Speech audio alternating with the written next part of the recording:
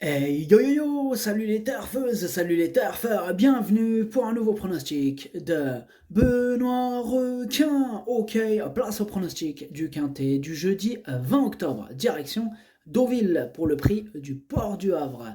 Plat 1200 mètres, 14 partants, réunion 1, course 4, indice de confiance 2 sur 5. Petit retour sur le quintet du mercredi 19 octobre. Dans mon pronostic, je vous ai donné le tiercé, mais les bases qui étaient le 12 et le 4 sont tombées à l'eau, entraînant dans leur chute un paquet de tickets ce mercredi. C'était un quintet à l'envers. N'hésitez pas à mettre un pouce bleu si la vidéo vous a plu, vous aidez ainsi grandement la chaîne. Ok, c'est parti, on commence le pronostic et on commence avec le numéro 1, King Gold, et on écoute l'entraîneur Nicolas Collery. Au regard de ses dernières sorties, je ne peux évidemment rien reprocher à King Gold. Il fait toutes ses courses et a prouvé sa compétitivité à cette valeur. Le fait que la piste soit plus souple ne sera pas un problème non plus. Sa forme étant toujours excellente, on court. Seul un mauvais déroulement de course pourrait l'empêcher de ne pas finir dans les 5 premiers. Il peut s'imposer. Eh bien, moi, ce numéro 1 me plaît beaucoup. Je l'ai gardé très haut, je l'ai mis en deuxième position. Atlas Dercho Chani. On passe au numéro 2, Belaise Blues, et on écoute Mademoiselle Anne-Sophie Crambez. En dernier lieu, Belaise Blues a été victime du terrain abîmé dans le tournant, d'autant que c'est un adepte des parcours en ligne droite. Il revient dans un registre plus classique pour lui, il vaut mieux le juger sur sa tentative précédente, à Dieppe. Comme il a du poids, il faut le voir pour une place. Eh bien, moi ce numéro 2, je l'ai retenu, mais plutôt en bout de combinaison. Ad numéro Georges Durcho Saba. On passe au numéro 3. Alors, le numéro 3, on n'aura pas les commentaires de l'entraîneur, c'est Mysterious Land. Et on n'aura pas les commentaires de l'entraîneur pour ce numéro 3. D'ailleurs, pour ce quintet, il y a 1, 2, 3, 4, 5, ils sont 6 sans commentaire d'entraîneur. Là, ils se sont énervés, les mecs. Donc voilà, on a 6 chevaux sans aucun commentaire pour ce jeudi. Voilà le problème. Bon, bref, alors, ce numéro 3, je l'ai retenu lui aussi en bout de combinaison. Numéro 3, Dercho, Leini Dercho, fil Lahar. On passe au numéro 4, Bi Ahid, et on écoute François Montfort. Après une rentrée un peu décevante, il y avait du mieux dernièrement. Cependant, son jockey a dû toujours la solliciter pour rester dans le bon tempo. Pour cette raison, jeudi, je vais munir Biahid de hier australienne pour l'aider dans sa tâche. Compétitive à cette valeur et à l'aise dans ce type de terrain, j'espère l'avoir terminée dans la bonne combinaison. Eh bien, ce numéro 4, c'est mon gros regret, c'est mon cheval de complément en cas de non partant, donc on va lui accorder une belle note de méfiance, attention. النمرة 4 درت تشوف البلاصة ديال لي بارتون هو الأول فيهم عندكو. On passe au numéro 5, White Platin, et on écoute Madame Corinne Barande-Barbe. La dernière fois, cela ne s'est pas très bien passé car en rentrant, on s'est rendu compte que White Platin avait une petite atteinte. Cela n'est plus qu'un mauvais souvenir car il est très bien. On fait une expérience sur la ligne droite. Comme il a pas mal plu, cela rallonge un peu la distance. On va voir comment il se comporte, mais au niveau valeur, je pense que cela reste jouable.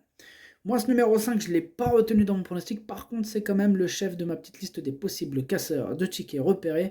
Donc, attention. Numéro 5, Madrchouch, لأن عندك يقدر يغرس شي تشيكيات. On passe au numéro 6, Moubaleg, et on écoute Jean-Vincent Tout.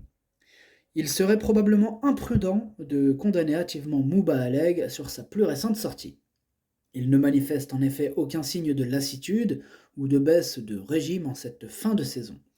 Sur 1200 mètres, distance qui représente un peu le bout du monde pour lui, il lui faut juste bénéficier d'un parcours sur mesure en étant caché un maximum. Un terrain trop souple le défavoriserait sensiblement. Ce numéro 6, moi, il me plaît beaucoup, je l'ai gardé assez haut, en quatrième position. Ad numéro 7, Dercho Rabat. On passe au numéro 7, Rice Steve, et on écoute Mademoiselle Victoria Ida. C'est dommage d'être encore battu dernièrement, mais je ne peux rien reprocher à Rice Steve, donnant toujours le meilleur en compétition. Cette fois, j'espère que le terrain ne sera pas trop lourd, car je n'ai pas de repère avec lui. Une piste très souple ne le dérangera pas, mais il ne faut pas aller vers l'extrême. Sa forme étant toujours au beau fixe, j'en attends logiquement le meilleur. Eh bien, moi, ce numéro 7, c'est tout simplement mon préféré et je l'ai mis en tête de mon pronostic. Ad numéro 7, والأول ديالي.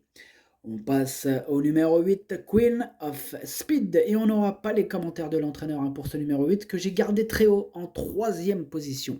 Ad numéro 8, Dercho Chalet. On passe au numéro 9, Before Down, et on écoute Henri-Alex Pantal. Before Down a bien couru en dernier lieu à Vichy, mais elle est un peu limitée. J'ai peur qu'à la valeur qui est la sienne, elle soit prise peut-être un peu trop haut. Pour l'instant, elle a mieux réussi dans les courses à conditions que dans les handicaps. Eh bien, moi, ce numéro 9, sachez que c'est lui le 8e de mon pronostic. Ad numéro Tsad Wal Chamandieli.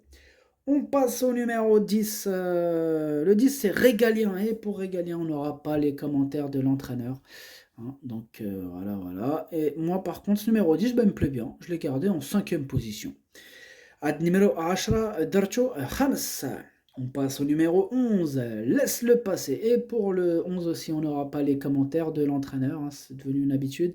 Donc voilà, le 11 aussi. Pas de commentaires de l'entraîneur. Voilà. On va faire avec. Ce numéro 11, par contre, lui, je ne l'ai pas retenu dans mon pronostic.